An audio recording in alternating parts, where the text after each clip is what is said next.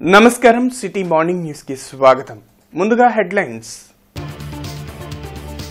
ఎమ్మెల్యేలంతా ప్రజలతో మమేకమవ్వాలి. ఉచిత ఇసుక విధానాన్ని ఎమ్మెల్యేలు సక్రమంగా అమలు చేయాలి. ఎన్డీఏ శాసనసభాపక్ష సమావేశంలో సీఎం చంద్రబాబు.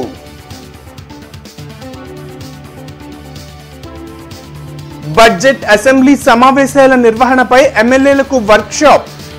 ఎమ్మెల్యేలు నిరంతరం నేర్చుకుంటూనే ఉండాలన్న ముఖ్యమంత్రి చంద్రబాబు.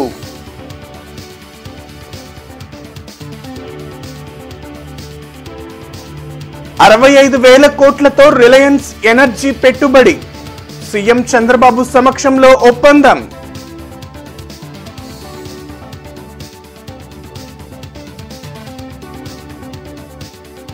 మైక్ ఇవ్వరు, మాట్లాడనివ్వరని జగన్ అసెంబ్లీకి వెళ్లననడం హాస్యాస్పదం. ఏపీ పీసీసీ చీఫ్ షర్మిల విమర్శ.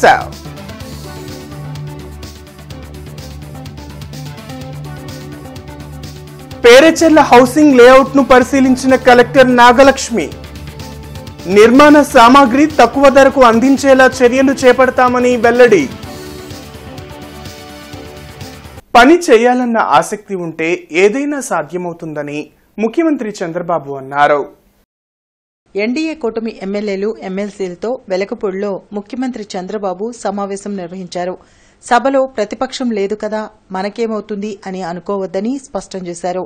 ప్రజా సమస్యల పరిష్కారానికి నిరంతరం ప్రజాప్రతినిధులుగా కృషి చేయాల్సిన బాధ్యత ఉందని చెప్పారు. మనం ఎన్నుకున్న ఎమ్మెల్యేలు మన కోసం అసెంబ్లీలో ఏం మాట్లాడుతున్నారని ప్రజలు గమనిస్తుంటారని, ప్రతి ఒక్కరూ హుందాగా వ్యవహరించాలని చంద్రబాబు సూచించారు.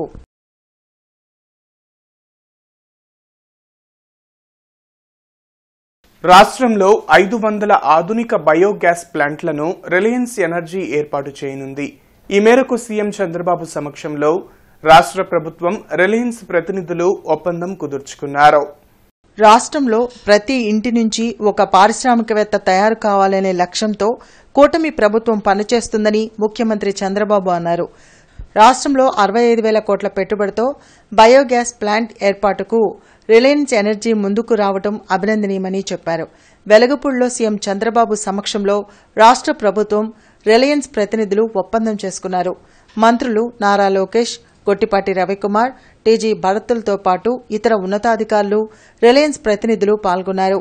గ్రీన్ ఎనర్జీ, క్లీన్ ఎనర్జీ రంగాలకు తమ ప్రభుత్వం అధిక ప్రాధాన్యత ఇస్తుందని చంద్రబాబు తెలిపారు. రాష్ట్రంలో పరిశ్రమల ఏర్పాటుకు ముందుకు వచ్చేవారికి తమ ప్రభుత్వం అన్ని విధాలా తోడ్పాటు అందిస్తుందని సీఎం చంద్రబాబు స్పష్టం చేశారు. 500 CBG ప్లాంట్స్ రాబోయే 3 సంవత్సరాలు పూర్తి చేసే విధంగా ఎంఓయూ చేసుకుంటున్నాం. దీనివల్ల దగ్గర ఒక్కొక్క ప్లాంట్ వచ్చి 130 కోట్లు ఖర్చు పెడుతున్నారు. దగ్గర 65,000 కోట్ల రూపాయల ఇన్వెస్ట్మెంట్తో ఈ ప్రాజెక్ట్ స్టార్ట్ అవుతుంది. Direct indirect employment 2,50,000. We're very happy for that. మా సైడ్ అయితే ఫుల్ స్వింగ్లో ఉన్నారు. Reliance is known for scaling and speeding. Assembly committee హాల్లో బడ్జెట్ పై ఎమ్మెల్యేలకు అవగాహన కార్యక్రమం నిర్వహించారు. స్పీకర్ చింతకాయల అయ్యన్న పాత్రుడు, సీఎం చంద్రబాబుతో పాటు మంత్రులు, ఎమ్మెల్యేలు పాల్గొన్నారు. పార్లమెంట్ రీసెర్చ్ స్టడీస్ ఆధ్వర్యంలో ఈ సెక్షన్ను ఏర్పాటు చేశారు. బడ్జెట్ ప్రతిపాదన, అందులోని అంశాలపై నిపుణులు అవగాహన కల్పించారు.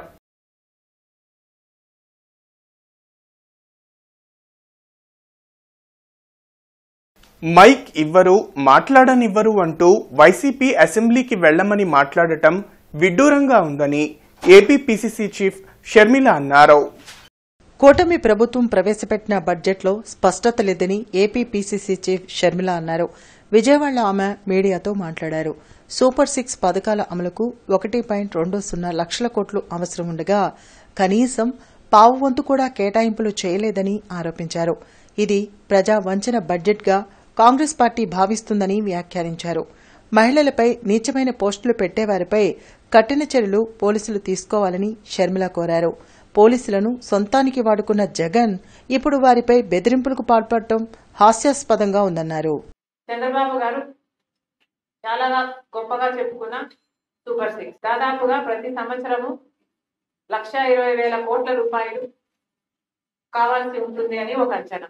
మరి చంద్రబాబు గారు కనీసం పావువంతు కూడా చేసినట్టుగా కనిపించడం లేదు. సోషల్ మీడియాలో జరుగుతున్న అన్యాయాలకు నేను కూడా ఒక బాధితురాలిని. జగన్మోహన్ రెడ్డి గారు నాకు సొంత అన్నయ్య ఉండి కూడా సోషల్ మీడియాలో నన్ను అంటే సొంత చెల్లిని, తల్లిని, సొంత చిన్నాన బిడ్డను ఎట్లా పడితే అట్లా మాట్లాడమని ఒక రకంగా ప్రోత్సహించింది జగన్మోహన్ రెడ్డి గారి.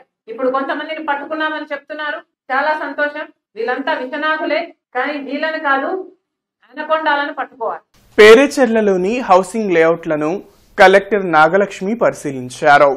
ప్రస్తుతం అక్కడ జరుగుతున్న నిర్మాణ పనులపై ఆరా తీశారు.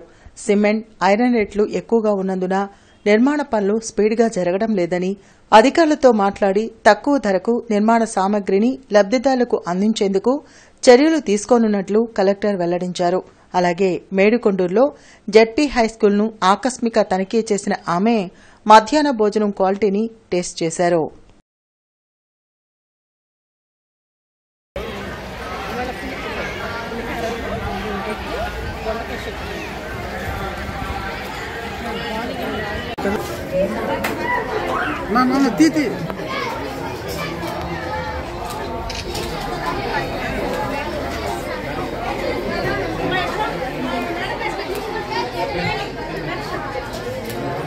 సంస్థల్లో ఉండే బెనిఫిషరీస్ కి సంబంధించి హౌసింగ్ తరఫున వాళ్ళకి పేరేచెర్ల కానీ, ఏత్కూరు కానీ, పొత్తూరు కానీ, ల్యామ్ కానీ ఇలా చాలా వివిధ ప్లేసెస్లో లేఅవుట్స్లో వాళ్ళకి స్థలాలు ఇచ్చి అక్కడ ఇల్లు కూడా శాంక్షన్ చేయడం జరిగింది. మనకి ఇప్పుడు ప్రస్తుతం ప్రభుత్వం ఇచ్చిన టార్గెట్లో మనకి ఏదైతే 200 days యాక్షన్ ప్లాన్లో హౌసింగ్ కంప్లీషన్ కానీ, స్టేజ్ కన్వర్షన్స్ కానీ దీనికి కూడా యూఎల్బీ వారీగా, మండల్ వారీగా టార్గెట్ అనేది ఇవ్వడం జరిగింది. మనకి గుంటూరు నగరపాలక సంస్థలో బెనిఫిషరీస్ ఎక్కువ ఉండడంతో మనకి దాదాపు టార్గెట్లో 2/3 మనకి గుంటూరు సంబంధించిన టార్గెట్సే ఉన్నాయి. సో ఇక్కడ లేఅవుట్లో కొన్ని పనులు స్లోగా జరుగుతున్నాయి. ప్లస్ మనకు అందరూ కాంట్రాక్టర్స్ ఆప్షన్ 3 పద్ధతిలో ముందులాగా చేయడానికి ఇంకా ముందుకు రాలేదని, ఇక్కడ లోకల్గా సమస్యలు ఉన్నాయంటే ఇవాళ ఇక్కడ చూడడానికి వచ్చున్నాము. కళ్యాణ మండపాల్లో ప్లాస్టిక్ ఫ్రీగా నిర్వహిస్తే ప్రాపర్టీ ట్యాక్స్ తగ్గిస్తామని నగర కమిషనర్ పులి శ్రీనివాసులు తెలిపారు. నగరపాలక సంస్థ కౌన్సిల్ సమావేశం హాల్లో నగరంలోని వ్యాపార సంస్థల నిర్వాహకులు, కళ్యాణ మండపాల నిర్వాహకులతో సమావేశం నిర్వహించారు. ఈ సందర్భంగా కమిషనర్ పులి శ్రీనివాసులు మీడియాతో మాట్లాడారు. వ్యర్థాలను ఎక్కడ పడితే అక్కడ వేయకుండా ఈ నెల 28 వరకు వ్యాపారస్తులకు గడువు ఇచ్చామని అన్నారు. నగరాన్ని ప్లాస్టిక్ రహితంగా చేయాలన్నదే కార్పొరేషన్ లక్ష్యమని వివరించారు. ఫంక్షన్ హాళ్ల నిర్వాహకులు ఆర్గానిక్ తరహాలో ప్లాస్టిక్ వాడకం నిషేధించాలని కోరారు. అలా చేస్తే వారికి ట్యాక్స్ లో రిబేట్ ఇస్తామని ప్రకటించారు. నగర ప్రజలు వాటర్ ట్యాక్స్, ప్రాపర్టీ ట్యాక్స్ వెంటనే చెల్లించాలని కోరారు. ఈ కార్యక్రమంలో వ్యాపార సంస్థల నిర్వాహకులు, కార్పొరేషన్ అధికారులు పాల్గొన్నారు.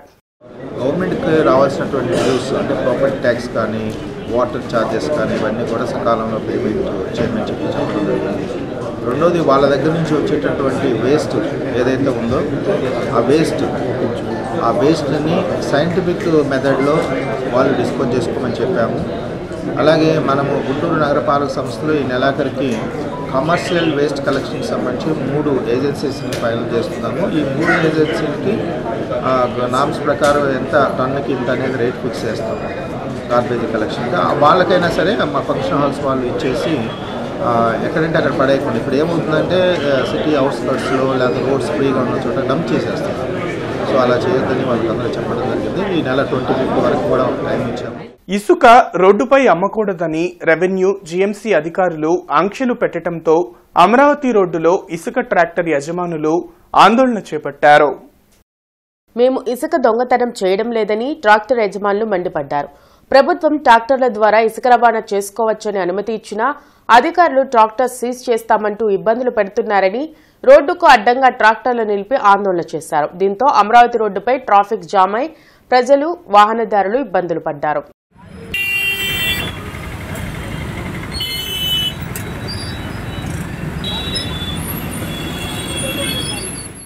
బీసీ సంక్షేమానికి 39,007 కోట్లు కేటాయించడం పట్ల జిల్లా బీసీ విభాగం అధ్యక్షులు వేములకొండ శ్రీనివాస్ ఆధ్వర్యంలో జిల్లా బీసీ నాయకులు ముఖ్యమంత్రి చంద్రబాబు నాయుడు, డిప్యూటీ సీఎం పవన్ కళ్యాణ్ కు కృతజ్ఞతలు తెలియజేస్తూ వారి చిత్రపటాలకు పాలాభిషేకం చేశారు. ఈ సందర్భంగా టీడీపీ జిల్లా బీసీ విభాగం అధ్యక్షుడు వేములకొండ శ్రీనివాస్ మాట్లాడుతూ 2024-25 బడ్జెట్లో బీసీల సంక్షేమానికి 39,007 కోట్లు కేటాయించడంపై బీసీ సామాజిక వర్గం కూటమి ప్రభుత్వానికి ముఖ్యమంత్రి చంద్రబాబుకు ఉప ముఖ్యమంత్రి పవన్ కళ్యాణ్కి కృతజ్ఞతలు తెలిపారు. తెలుగుదేశం పార్టీ ఆవిర్భావం నుంచి బడుగు బలహీన వర్గాలకు అండగా నిలబడిందని, తెలుగుదేశం పార్టీ అంటేనే బీసీల పార్టీ అని, గత టీడీపీ ప్రభుత్వ హయాంలో లోటు బడ్జెట్లో కూడా బీసీ సంక్షేమానికి అధిక నిధులు ఖర్చు చేసిందని తెలిపారు. బీసీల అణచివేతే లక్ష్యంగా జగన్మోహన్ రెడ్డి పాలన దాడులు, దౌర్జన్యాలు, అక్రమ కేసులు తప్ప బీసీలకు ఒరిగిందేంటని ప్రశ్నించారు. బీసీల బాంధవుడు చంద్రబాబు అని, బీసీ సంక్షేమం, అభివృద్ది తెలుగుదేశంతోనే సాధ్యమని అన్నారు. బీసీల సామాజిక, రాజకీయ, ఆర్థికాభివృద్దికి కృషి చేస్తుంది ఒక్క తెలుగుదేశం మాత్రమేనని అన్నారు. జిల్లా టీడీపీ కార్యాలయ కార్యదర్శి కంచెల శివరామయ్య మాట్లాడుతూ అభివృద్ది సంక్షేమాలకు వారధిగా రాష్ట్ర బడ్జెట్ ఉందని అన్నారు. అన్ని వర్గాల ప్రజలకు సమన్యాయం జరిగేలా బడ్జెట్ ఉందని అన్నారు.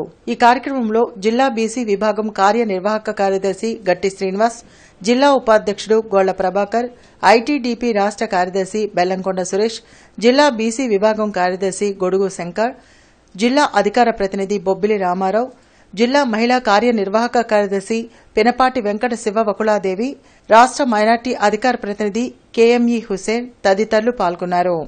నిన్న జరిగిన బడ్జెట్ సమావేశాల్లో 24-25 బడ్జెట్ సమావేశాల్లో ముఖ్యంగా బీసీల సంక్షేమానికి 39,007 కోట్లు కేటాయించడానికి మేము హర్షం వ్యక్తం చేస్తూ ఈ రోజున జిల్లా తెలుగుదేశం పార్టీ కార్యాలయంలో జిల్లా బీసీ విభాగం ఆధ్వర్యంలో పాలాభిషేకం పవన్ కళ్యాణ్ గారికి, నారా చంద్రబాబు నాయుడు గారికి ఈ రోజున పాలాభిషేకం చేసి మేము హర్షం వ్యక్తం చేస్తున్నాము. అలాగే రాష్ట్ర వ్యాప్తంగా కూడా బీసీలు ఈ రోజున తెలుగుదేశం పార్టీ అంటేనే బీసీల ప్రభుత్వం. ఈ రోజున గత ప్రభుత్వంలో చూసుకుంటే ఎన్నో బీసీలు విదేశీ పథకాలు కావచ్చు, పెళ్లి కానుక కావచ్చు, ఇటువంటి ఆదరణ పథకం కావచ్చు, ఇటువంటి ఎన్నో పథకాలని ఇవ్వకుండా ఆపివేసి బీసీల పొట్టగొట్టింది గత ప్రభుత్వం. ఈ రోజున అటువంటి పథకాలన్నింటినీ కూడా ఈ రోజున పునరుద్ధరించి ఈ రోజునకి తెలుగుదేశం పార్టీ అంటేనే బీసీల పార్టీ అని చెప్పేసి ఈ సందర్భంగా మరోసారి రుజువైంది. పరిశ్రమల ఏర్పాటు, పెట్టుబడులు రాబట్టడంలో కీలక పాత్ర పోషించాలని Andhra Pradesh industrial development corporation chairman డేగల ప్రభాకర్ కు సీఎం చంద్రబాబు, మంత్రి నారా లోకేష్ సూచించారు. ఈ సందర్భంగా వారు మాట్లాడుతూ పదవులను బాధ్యతగా భావించి పనిచేయాలని తెలిపారు. మంత్రులు, ఎమ్మెల్యేల సమన్వయంతో పరిశ్రమల స్థాపనకు కృషి చేస్తానని ప్రభాకర్ పేర్కొన్నారు. ఇచ్చిన హామీలను అమలు చేయాల్సిన బాధ్యత కూటమి ప్రభుత్వంపై ఉందని సిపిఐ రాష్ట్ర సహాయ కార్యదర్శి ముప్పాళ్ల నాగేశ్వరరావు అన్నారు. కొత్తపేట మల్లెలింగం భవన్లో పార్టీ నాయకులు జంగాల అజయ్ కుమార్తో కలిసి జిల్లా సమితి సమావేశంలో పాల్గొన్నారు. రైతులు పెట్టుబడి సాయం కోసం ఎదురు చూస్తున్నారన్న ముప్పాళ్ల గత వైసీపీ ప్రభుత్వం రాష్ట్రాన్ని అన్ని విధాలా నాశనం చేసిందని విమర్శించారు.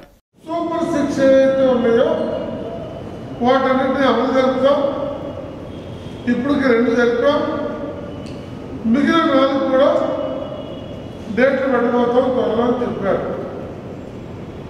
అంటే ఆర్థిక వ్యవస్థ, అడ్మినిస్ట్రేషను, పోలీసు యంత్రాంగము, సచివాలయం నుండి గ్రామ పంచాయతీ దాకా వ్యవస్థలన్నీ సాధారణ పరిస్థితుల్లో పనిచేయలేని ఒక డల్ల పరిస్థితి గత 5 ఏళ్ల కారణంగా ఏర్పడింది. వీటన్నింటినీ సరి చేసుకుంటూ ఆర్థిక వ్యవస్థను నిలబెట్టుకుంటూ మేము ముందుకు పోతున్నామని గవర్నమెంట్ చెబుతుంది. నవంబర్ 14 నెహ్రూ జయంతి సందర్భంగా పెదకాకాని సెంటర్లో జాతీయ నాయకులు నెహ్రూ, ఇందిరాగాంధీ, రాజీవ్ గాంధీ విగ్రహాల ఆవిష్కరణ కార్యక్రమం జరుగుతుందని జొన్నలకంటి వెంకటరెడ్డి, లింగంశెట్టి ఈశ్వరరావు తెలిపారు. జిల్లా కాంగ్రెస్ కార్యాలయంలో ఏర్పాటు చేసిన మీడియా సమావేశంలో మాజీ ఎమ్మెల్యే లింగంశెట్టి ఈశ్వరరావు, ఉపాధ్యక్షులు జొన్నలకంటి వెంకటరెడ్డి మాట్లాడారు. నవంబర్ 14న జరగబోయే జాతీయ నాయకులు విగ్రహావిష్కరణ కార్యక్రమానికి పీసీసీ అధ్యక్షురాలు వైఎస్ షర్మిలారెడ్డి వస్తున్నారని తెలిపారు. కాంగ్రెస్ ముఖ్య నేతలు కూడా వస్తున్నారని, ఈ కార్యక్రమాన్ని జయప్రదం చేయాలని శ్రేణులకు పిలుపునిచ్చారు. కూటమి ప్రభుత్వం అధికారంలోకి వచ్చాక రాష్ట్రంలో నిత్యావసరాల ధరలు ఆకాశాన్ని అంటాయని, లింగంశెట్టి ఈశ్వరరావు మండిపడ్డారు. అసెంబ్లీలో ప్రవేశపెట్టిన బడ్జెట్ కేవలం అంకెల గారెడ్లాగే ఉందని విమర్శలు చేశారు. ఈ ప్రభుత్వం వెంటనే నిత్యావసరాల ధరలు నియంత్రణ చేయాలని, లేకుంటే రాష్ట్ర వ్యాప్తంగా ఉద్యమం చేస్తామని హెచ్చరించారు. సాయంకాలం 5:30 నిమిషాలకి కాకాని సెంటర్లో జాతీయ నాయకుల విగ్రహావిష్కరణ కార్యక్రమం జరుగుతుంది. దానికి ముఖ్య అతిథిగా శ్రీమతి వైఎస్ సర్పనారెడ్డి గారు రావడం జరుగుతుంది. అదేవిధంగా అనేక మంది రఘురెడ్డి గారు, బీపీ రుద్రరాజు గారు, నాగేష్ శైలజ గారు, కల్లంరాజు గారు, చిలక విజయ్ కుమార్ గారు, కేఎస్ లక్ష్మణరావు గారు, మాణిక్య ప్రసాద్ గారు, రాయపాటి శ్రీనివాసరావు గారు, కె రామకృష్ణ సిపిఐ నాయకులు, ఈ లక్ష్మారెడ్డి గారు, అధ్యక్షులు చైతన్య వేదిక, ఉషారాణి, తులసిరెడ్డి గారు, మస్తారెడ్డి గారు, కొల్లు గారు, వరుణ్ శ్రీనివాస్ గారు, అనేక మంది ప్రముఖులు, అన్ని రాజకీయ పక్షాలు ఆ కార్యక్రమానికి హాజరవుతారు. ఆ కార్యక్రమాన్ని విజయవంతం చేయమని కోరడానికి ఈ సమావేశాన్ని ఏర్పాటు చేయడం. జవహర్లాల్ నెహ్రూ గారి వర్ధన్ జయంతి సందర్భంగా కరకాకాని మండల కేంద్రంలో జాతీయ నాయకులు 3 విగ్రహాలని ప్రతి జవహర్లాల్ నెహ్రూ, ఇందిరాగాంధీ, మరి రాజీవ్ గాంధీ విగ్రహాలని ఏర్పాటు చేయడం జరిగింది.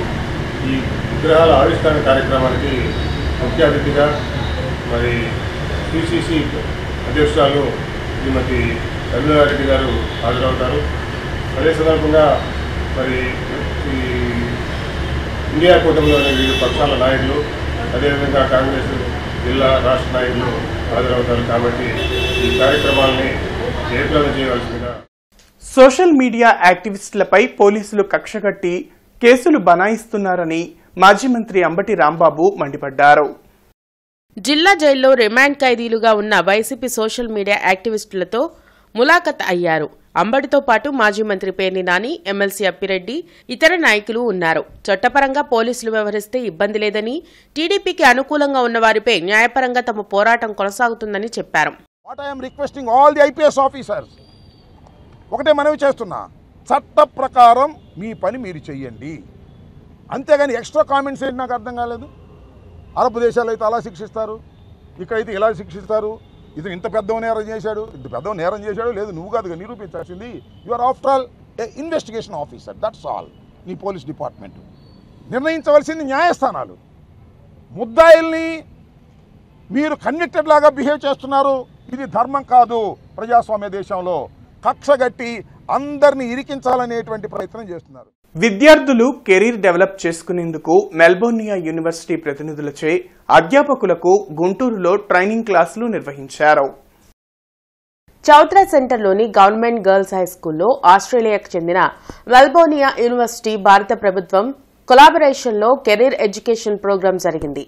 8, 9, 10 ఇంటర్ విద్యార్థులు ఎలాంటి ఉద్యోగాన్ని ఎంచుకోవాలన్న విషయంపై సుమారు 20 స్కూళ్ల ఉపాధ్యాయులకు శిక్షణ కార్యక్రమం నిర్వహించామని ట్రైనర్ కొండమూడి అనురాధ తెలిపారు.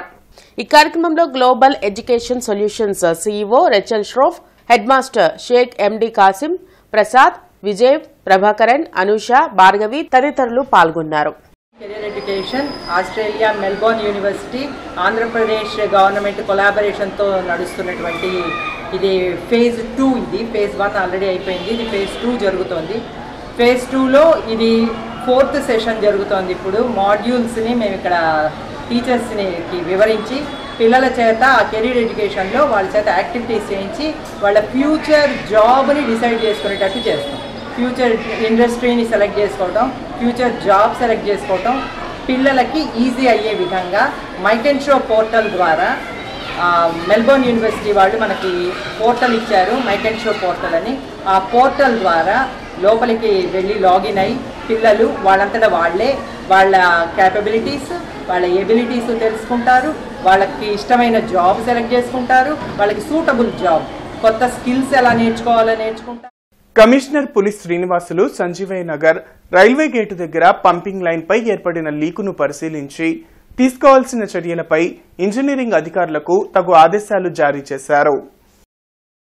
ఈ సందర్భంగా కమిషనర్ పులి శ్రీనివాసులు మాట్లాడుతూ హెడ్ వాటర్ వర్క్స్ నుండి వస్తున్న పంపింగ్ లైన్పై ఏర్పడిన లీకును యుద్ద ప్రాతిపదికన మరమ్మత్తు చేపట్టాలని, పనుల్లో జాప్యం వల్ల నగరంలో త్రాగునీటి సరఫరాలో లోపం జరుగుతుందని తెలిపారు. త్రాగునీటి సరఫరా విషయంలో ఇంజనీరింగ్ అధికారులు ఉదాసీనంగా వ్యవహరించకూడదని, పెండింగ్ సమస్యలు ఉంటే తక్షణం తమ దృష్టికి తీసుకురావాలన్నారు. లీకు పనులను 3 రోజుల్లో పూర్తి చేసేలా కాంట్రాక్టర్తో సమన్వయం చేసుకోవాలని ఈఈని ఆదేశించారు.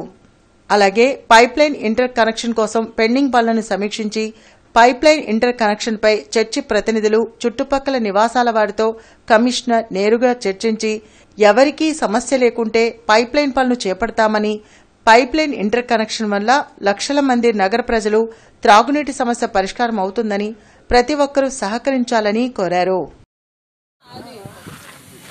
నీళ్ళు వచ్చినంత మాత్రాన నీటిని అట్లా నిమిషం కదా మొత్తం పైప్ వేసిన తర్వాత నీట్గా గ్రావెల్ తోటి స్ట్రెంగ్తనింగ్ చేసి తర్వాత ఈ రోడ్ అంతా కూడా సిమెంట్ వేశారు. నవంబర్ 14 నుంచి డిసెంబర్ 13 వరకు విశాలాంధ్ర బుక్ హౌస్ ఆధ్వర్యంలో 24వ పుస్తక మహోత్సవం గుంటూరులో జరగనుంది. ఏఎల్బీఈడీ కాలేజీ ఆవరణలో జరగబోయే పుస్తక మహోత్సవ కార్యక్రమాన్ని జిల్లా కలెక్టర్ నాగలక్ష్మి ప్రారంభిస్తారని Visalaandhra book house manager B Srinivas, Arasam రాష్ట ప్రధాన కార్యదర్శి వల్లూరు శివప్రసాదులు తెలిపారు. ముఖ్య అతిథిగా నగర కమిషనర్ పులి శ్రీనివాసులు పాల్గొంటారని అన్నారు. ఈ పుస్తక మహోత్సవంలో 40 రకాల ప్రచురణ సంస్థలు ప్రచురించిన 20,000 పుస్తకాలు అందుబాటులో ఉంటాయని పేర్కొన్నారు. పుస్తకాభిమానులు విచ్చేసి వారికి నచ్చిన పుస్తకాలు కొనుగోలు చేయాలని కోరారు. ఎప్పట్లానే ఈ సంవత్సరం కూడా విద్యార్థులకు పోటీలు నిర్వహిస్తామని తెలిపారు. ఈ నవంబర్ 14 నుంచి డిసెంబర్ 13 వరకు దాదాపు ఒక నెల రోజుల పాటు గుంటూరులో ఎప్పటిలాగానే విశాలాంధ్ర బుక్ హౌస్ ఆధ్వర్యంలో పుస్తక మహోత్సవం ప్రారంభం కాబోతుంది. పుస్తకాభిమానులందరూ విశేషంగా వచ్చి ఎప్పటిలాగానే ఈ ఎగ్జిబిషన్లో వాళ్ళకు కావలసినటువంటి వాళ్ళ అభిరుచులకు తగినటువంటి పుస్తకాలను కొనుక్కుని ఈ ఉత్సవాన్ని విజయవంతం చేయాలని చెప్పి కోరుతా ఉన్నాం. ఈ ఎగ్జిబిషన్ని, పుస్తక మహోత్సవాన్ని మన గుంటూరు జిల్లా కలెక్టర్ ఎస్ నాగలక్ష్మి గారు ప్రారంభించున్నారు. అతిథిగా, ముఖ్య అతిథిగా కమిషనర్ గుంటూరు పులి శ్రీనివాసులు గారు వస్తారు. వరల్డ్ డయాబెటీస్ డే సందర్భంగా ఎస్వీఆర్ షుగర్ హాస్పిటల్ ఆధ్వర్యంలో వాక్తో పాటు అవగాహన కార్యక్రమం జరిగింది. కొత్తపేటలో నిర్వహించిన ఈ కార్యక్రమంలో ప్రముఖ షుగర్ వ్యాధి నిపుణులు డాక్టర్ వివి రమాకుమార్ తో పాటు జీజీహెచ్ సూపరింటెండెంట్ డాక్టర్ రమణేశ్ ఎస్వి పాల్గొన్నారు. ప్రతిరోజు మందులు వాడుకోవడంతో పాటు వ్యాయామం, ఆహార నియమాలు పాటించడం ద్వారా షుగర్ వ్యాధిని అదుపులో ఉంచుకోవచ్చని సూచించారు. స్లీపింగ్ కూడా డయాబెటీస్ కి స్లీపింగ్ తోటి సంబంధం ఏంటంటే ఎక్కువ నిద్రపోయే వాళ్ళకి షుగర్కి మంచిది కాదు, మరి తక్కువ నిద్రపోవడం కూడా మంచిది కాదు.